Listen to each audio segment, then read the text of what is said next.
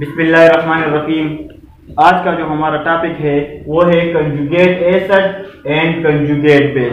Basically conjugation कहते हैं एक मुवासिल को, एक रिलेशन को कहते हैं, एक ताल्लुक को कहते हैं, जिसे कि नेम से भी इंडिकेट करता है कंजुगेट एसिड। अब डिफाइन कैसे किया गया है कंजुगेट एसिड को, तो conjugate acid is a substance form by accepting a proton by a base. जब हमारे पास कोई स्पीशीज, कोई सब्सटेंस बेस से प्रोटॉन एक्सेप्ट करने के बाद बनता है तो इसको हम कंजुगेट एसिड कहते हैं। इसको हम क्या कहते हैं? इसको हम कंजुगेट एसिड कहते हैं। अब एग्जांपल कैसे है तो हम इसको एग्जांपल से थोड़ा सा एक्सप्लेन कर लेते हैं।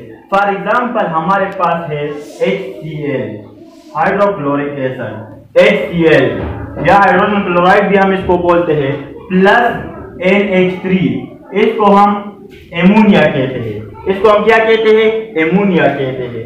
अब ये दोनों जब आप इसमें रिएक्शन करते हैं तो HCl जब इसकी डिसोसिएशन हो जाती है, इसकी ब्रेकडाउन हो जाती है तो H plus plus Cl minus हमारे पास बन जाता है। अब इसको अपना डुप्लीट कंप्लीट करने के लिए 2 इलेक्ट्रॉन की जरूरत है। कितने इलेक्ट्रॉन की? 2 इलेक्ट्रॉन की जरूरत है। तो ये 2 इलेक्ट्रॉन इसको कहाँ पे नजर आ रहे हैं? यहाँ पे नाइट्रोजन के ऊपर। तो ये क्या करेगा?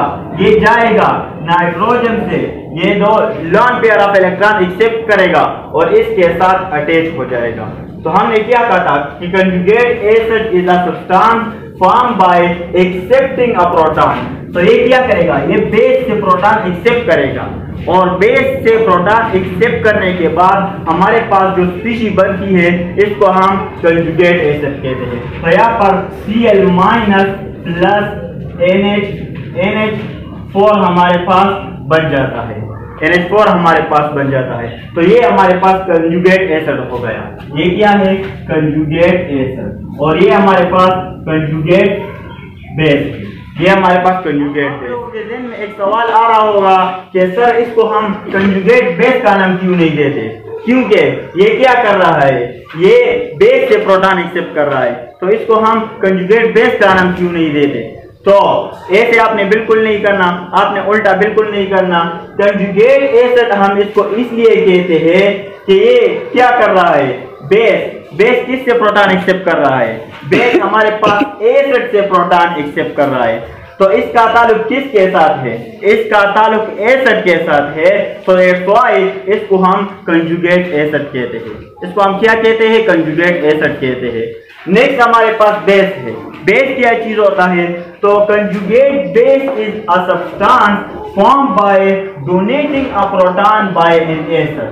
जब हमारे पास कोई एसिड है और वो प्रोटॉन डोनेट करता है, प्रोटॉन डोनेट करने के बाद हमारे पास जो स्पीशीज बनती है इसको हम कंजुगेट बेस का नाम देते हैं। फॉर एग्जांपल यही एग्जांपल हम ले लेते हैं। हमारे पास HCl है, HCl की जब डिसोसिएशन हो जाती है हमारे पास, इसमें रिएक्शन कर लेते हैं तो हमारे पास HCl H plus plus Cl minus में डिसोसिएट हो जाएगा और यहाँ पर क्या होगा? ये हाइड्रोजन, ये प्रोटॉन किसके पास जाएगा?